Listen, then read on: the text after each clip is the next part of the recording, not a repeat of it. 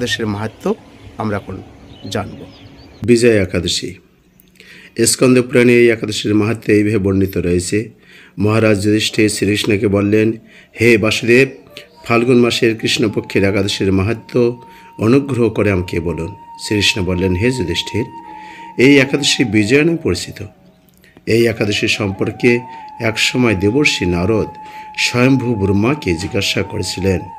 তিনি এই প্রসঙ্গে যা বলেছিলেন তা আমি এখন তোমাকে বলছি। এই পবিত্র পাপ বিনাশকারী ব্রত মানুষকে জয়দান করে বলে বিজয় নামে প্রসিদ্ধ। পুরাকালে শ্রীরামচন্দ্র 14 বছরের জন্য বনে গিয়েছিলেন। সীতা ও লক্ষ্মণের সঙ্গে তিনি পঞ্চবটী বনে বাস করতেন। সেই সময় লঙ্কাপতি রাবণ সীতাদেবীকে হরণ করে। সীতার অনুসন্ধানে রামচন্দ্র চতুর্দিক ভ্রমণ করতে থাকেন। তখন মৃত্যুপ্রায় জটায়ুর সাথে তার সাক্ষাৎ হয়। জটায়ু রাবণের সীতাহরণের সমস্ত বৃত্তান্ত রামচন্দ্রকে জানিয়ে মৃত্যুবরণ করে। এরপর সীতা উদ্ধারের জন্য বানররাজ সুগ্রীবের সাথে তিনি বন্ধুত্ব স্থাপন করেন। ভগবান রামচন্দ্রের কৃপায় হনুমান লঙ্কায় গমন করেন। সেখানে অশোক বনে সীতাদেবীকে দর্শন করে শ্রীরাম প্রদত্ত অঙ্গুরীয় বাংটি তাকে অর্পণ করেন। ফিরে এসে শ্রীরামচন্দ্রের কাছে লঙ্কার সমস্ত ঘটনার কথা ব্যক্ত করেন। হনুমানের কথা শুনে রামচন্দ্র সুগ্রীবের পরামর্শে সমুদ্র তীরে যান। সেই দুস্তর সমুদ্র দেখে তিনি লক্ষ্মণকে বলেন, হে লক্ষ্মণ, কীভাবে এই অগাধ সমুদ্র পার হওয়া যায় তার কোনো উপায় খুঁজে পাচ্ছি না। উত্তরে লক্ষ্মণ বললেন, হে পুরুষোত্তম, সর্বজ্ঞাতা আদিদেব, আপনাকে আমি কি উপদেশ দেব? তবে বগদালভ্য নামে এক মুনি এই দ্বীপে বাস করেন। এখান থেকে 4 মাইল দূরে তার আশ্রম।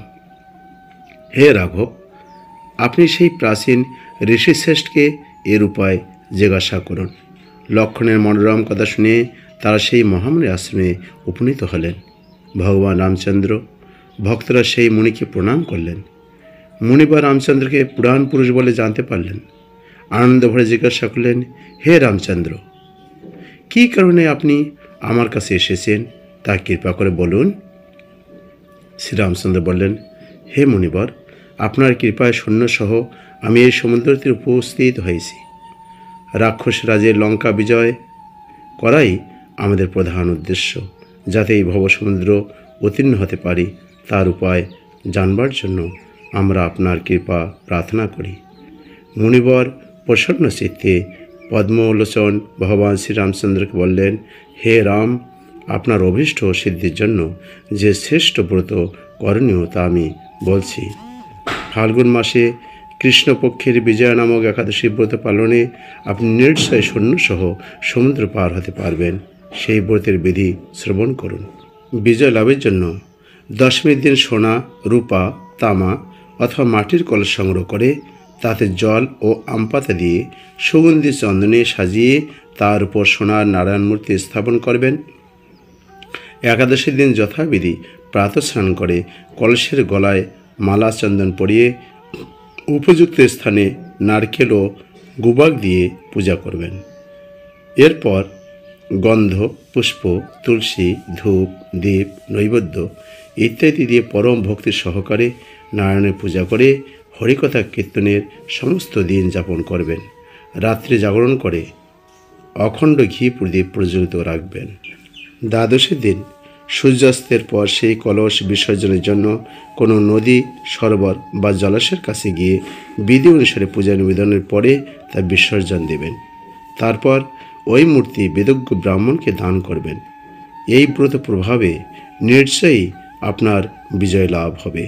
ব্রহ্মা বললেন, হে নারদ, ঋষির কথা মতো ব্রত অনুষ্ঠানের ফলে তিনি বিজয়া হয়েছিলেন। সীতাদেবী লঙ্কা জয়, রাবণ বধের মাধ্যমে শ্রীরামচন্দ্র অতুল কীর্তি লাভ করেছিলেন। তাই যথাবিধি যে মানুষ এই ব্রত পালন করবেন তাদের এই জগতের জয়লাভ এবং পরজগতের অক্ষয় সুখ সুনিশ্চিত জানবে। হে যুধিষ্ঠির, এই কারণে এই বিজয়া একাদশী ব্রত পালন করা অবশ্য কর্তব্য। এই ব্রত কথার শ্রবণ কীর্তনের মাত্রেই বাষ্পীয় যজ্ঞের ফল লাভ হয়। হরে কৃষ্ণ।